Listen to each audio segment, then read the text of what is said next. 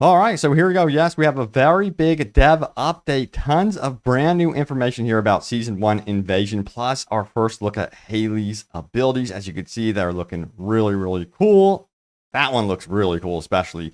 But as we scroll down here, we also have some information about Freyna's new story, new ultimate weapon. We're talking about the difficulty setting, Season 1 schedule, hard infiltration operations, socket types, and descendant balance adjustments, plus UX improvements. Tons of stuff to go over. And you know what? I want to get to the very important bits of this blog post. It says socket type saving feature improvement. It says now once you assign a socket type, the socket type granted to that slot is permanently saved, so you can easily change it to the previously granted socket type at any time. For example, if a descendant changes an almandine socket to a malachite socket, you can easily switch between almandine and malachite in that socket afterward. Now, additionally, the socket type applied to the loadout setting 1 can also be used for settings 2 and 3 as well, allowing you to grant multiple socket types only to the slots that require multiple socket types depending on your builds. And the community is talking about this as a very big win, as you can see right here. But some people say,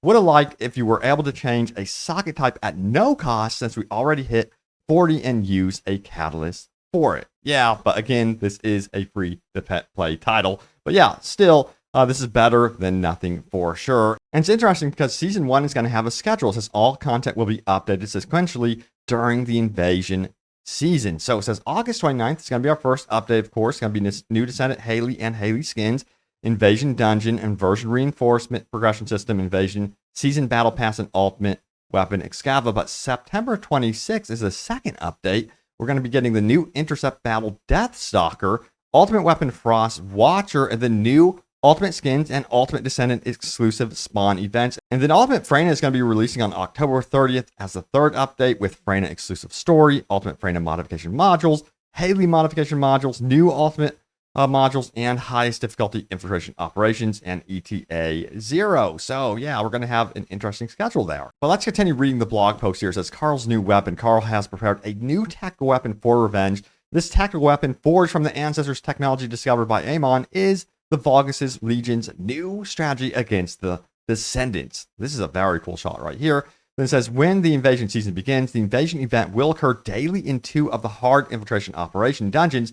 In the dungeon where the invasion has begun, you can start by selecting either infiltration operation or invasion, and the invasion event can be cleared twice per day for each dungeon. Now, invasion dungeons will put your skills and wits to the test. To hold back the Descendants, Carl has built a defensive system with different mechanisms for each legion. Now, these dungeons are solo challenges that feature different routes, puzzles, and strategies from the normal dungeons, where your objective is to fend off the invasion as quickly as possible. We got to talk about our new Descendant, Hailey Scott.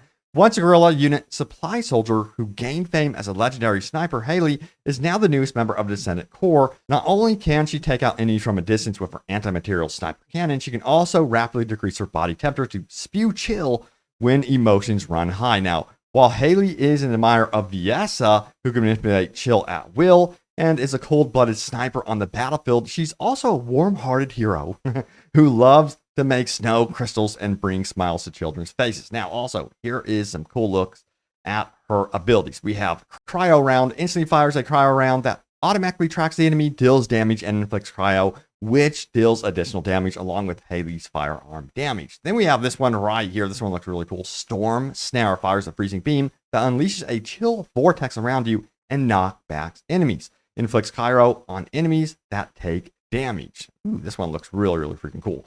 And then we have this. Cold Fury. Hailey's movement speed gradually decreases, but her firearm and skill, critical rate, firearm penetration all increase significantly. And finally, we have Zenith. Replaces Hailey's weapons with her unique weapon, anti-material sniper cannon. Penetration of the anti-material sniper cannon and firearm attack greatly increases and deal additional chill skill damage. Recovers MP upon successfully attacking weak points and decreases the cooldown the more bullets you have remaining when the skill ends. This one sounds extremely OP, and I think that's going to be great for boss battles for sure. Damn.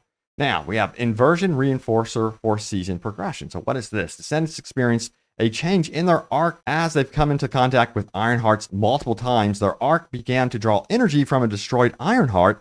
Embracing this energy as a source of strength, the Descendants can now gain new abilities through inversion reinforcers. Interesting. It says this: Hunt improves the Descendants' basic stats. Attribute improves the Descendants' attribute resistance. Recovery improves the Descendants' recovery. Survival receives a defensive buff that activates under certain conditions. And finally, Season receives an effect that is useful for invasion dungeons. That was going to be super important. Now, inversion reinforcement is a progression system that only lasts for this season.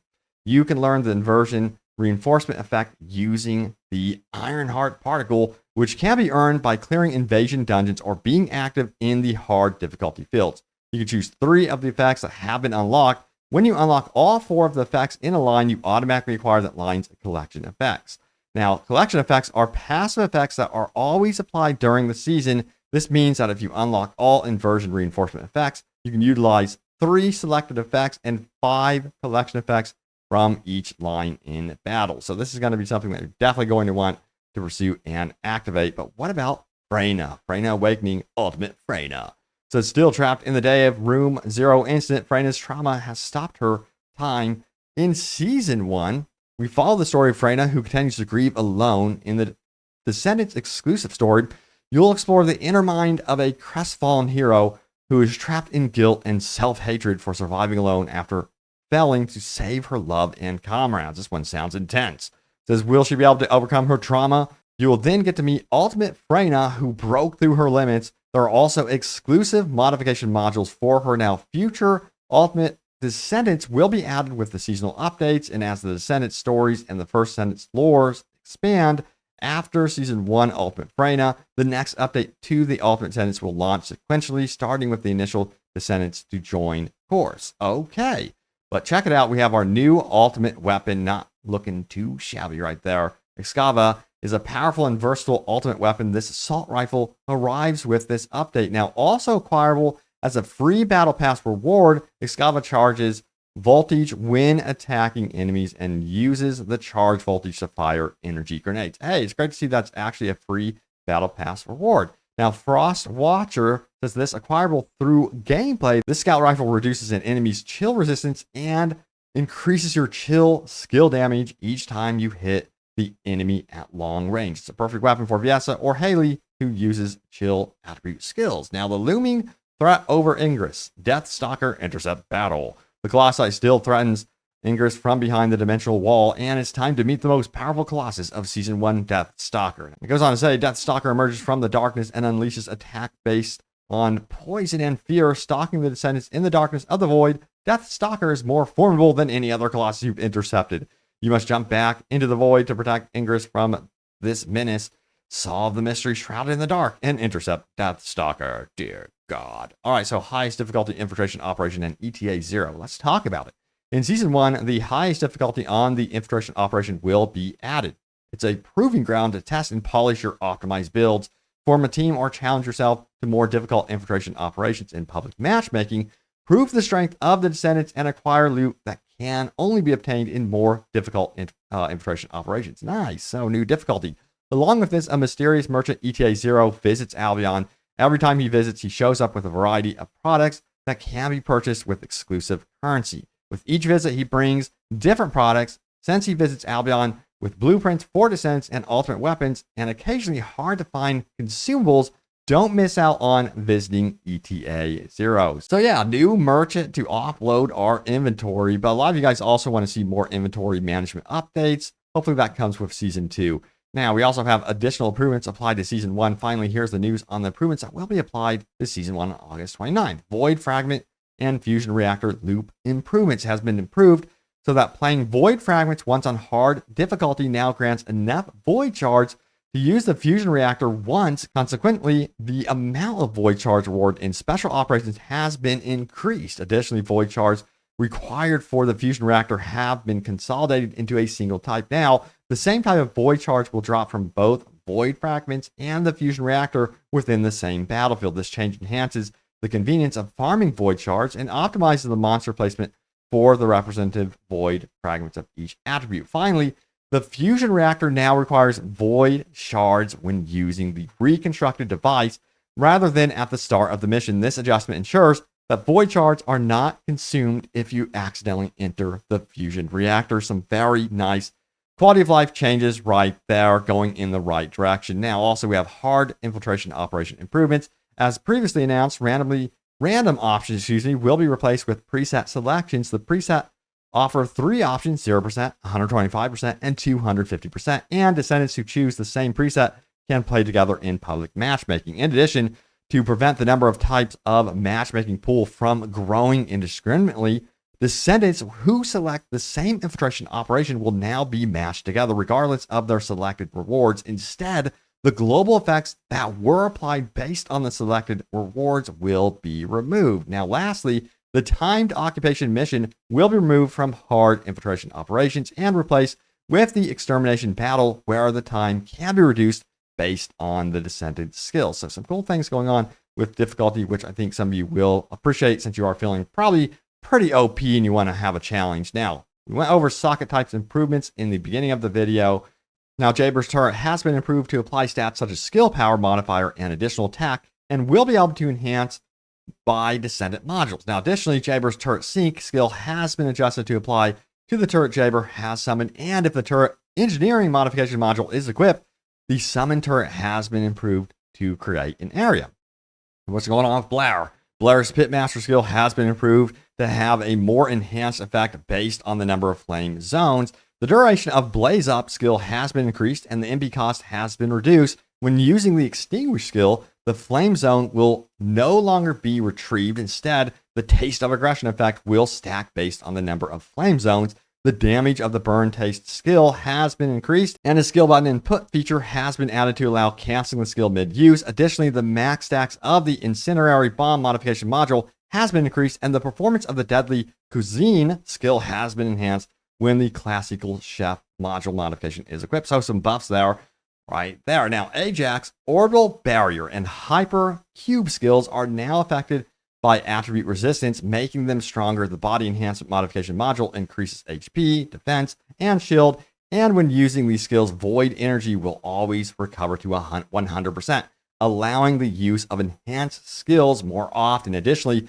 the void charge modification module will allow the void walk skill to be stacked, and the void walk and expulsion skills have been modified to increase damage based on defense. When using an enhanced skill, the cooldown will now reset. So nice overall buffs, it looks like, for some characters that you guys really wanted them to fine tune. It looks like they're headed in that direction season to season, but there have been various UX improvements. First, a feature to designate random options has been added to the external components junk filter and reactor. This allows you to conveniently designate items that don't have the needed random options as junk. Additionally, dismantling items in combat is now available. Nice.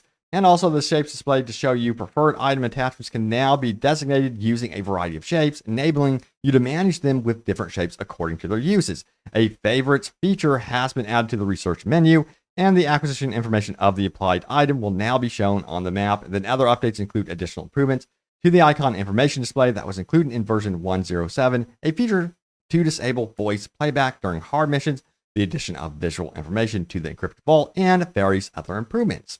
So there it is. This is all releasing, of course, starting on August 29th in 3 sequential updates. So that is going to be very cool. It's not going to be all rolling out at once, so just keep that in mind. But you know what? Let's go over your top comments. We're going to get straight into this right here. It says, from my previous video, it says, weird that my comment on the prior video had the second most thumbs up and the most responses, but didn't make the top comments. Let me tell you what, YouTube has a weird way of sorting the comments, but I did do some digging and I found your comment. It says this: I don't understand the I'm not going to build a character because eventually there will be an ultimate version. Warframe has been this way for 10 years, and I don't remember people complaining about it this much. Whatever happened to playing a game for fun? If you enjoy a character, just build them. I'm not going to build Eugen, even though he's my favorite character, because maybe in like a year he will have an ultimate version. It's stupid. I get not wanting to build Bunny or Ajax or something when the ultimate already exists, but otherwise just play who you like. And a lot of people agree with this. And yes, it's going to take some time for more ultimates to roll out. So I would just play to your heart's content with the normal characters until that time arises. And we got this comment here. I've over 1,200 active hours in this game between 3 betas and the live release. Damn.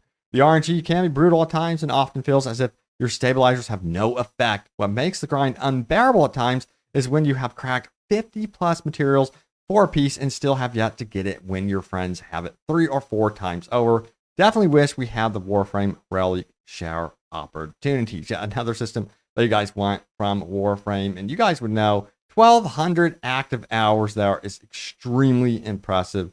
But, you know, I have hope. I really do. With how they are changing up this game very, very quickly and listening to you guys, I think that we will be seeing further updates to drop rewards, those drop rates. And we should be getting some sort of info by season 2 and hopefully get some changes with these mid-season updates as well. Now, also, we have this right here. It says, this is what I noticed as well. There's a time-gated RNG, like when farming Amorphous from Outposts, you'll suddenly get Amorphous 2 to 3 times straight, then 7 times none. Yeah, I've heard this mentioned before, so people have come up with ways and workarounds to this as well. But anyway, there it is. The latest happenings around the First Descendant. Thank you all so much for your comments, and stay tuned here for more news and updates. I have you guys covered as always.